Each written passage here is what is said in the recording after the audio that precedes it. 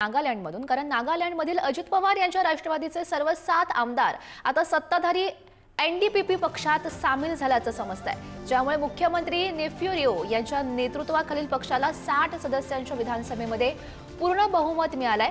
या विलीनीकरणामुळे nationalist democratic progressive पार्टीच्या आमदारांची संख्या आता 25 वरून 32 झाली आहे। शरद पवार यांच्या राष्ट्रवादी काँग्रेस पक्षात फूट पडल्यानंतर नागालँड युनिटनं अजित पवार यांच्या नेतृत्वाखालील राष्ट्रवादी काँग्रेसला पाठिंबा दर्शवलेला होता आणि 2023च्या विधानसभा निवडणुकीमध्ये एनडीपीपी आणि त्यांच्या मित्रपक्ष भाजपनंतर राष्ट्रवादी काँग्रेस राज्यातील तिसरा सर्वात मोठा पक्ष म्हणून उदयास आला आणि त्यांनी 12 जागा जिंकलेल्या होत्या।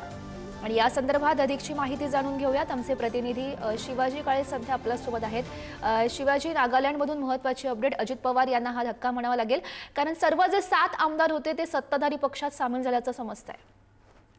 अगदीच नेफ्यू रियो हे 5व्यांदा त्यांनी शपथ घेतली होती आणि त्यानंतर त्यांच्या पक्षाचे 25 आमदार निवडून आले होते, भाजपचे 12 असं मिळून त्या ठिकाणी त्यांचं युतीचं सरकार होतं आणि राष्ट्रवादी काँग्रेसचे 7 असं जर पाहिलं तर भाजप आणि नेफ्यू रियो यांच्या पक्षाचं असं मिळून 37 संख्याबळ होतं आणि या ठिकाणी बहुमताचा आकडा हा 31 होता आणि हा आकडा पूर्ण होत होता। मात्र भाजप सोबत असताना एनसीपीच्या 7 आमदार घेण्याची गरज रियो यांना पडली आणि त्यांनी स्वतःचं असं बहुमत या ठिकाणी तयार केलं। त्यामध्ये स्वतःचे 25 आमदार आणि 7 आमदार एनसीपीचे स्वतःच्या पक्षामध्ये विलीन करून घेतल्यानं हा 32चा आकडा त्यांनी या ठिकाणी पूर्ण केलेला आहे। त्यामुळे त्यांना आता भाजपची तसं गठबंधनची सरकार चालवण्याची गरजही राहिलेली नाहीये। मात्र केंद्रामध्ये भाजपचं सरकार असल्यानं ते भाजपसोबत कायम राहतील।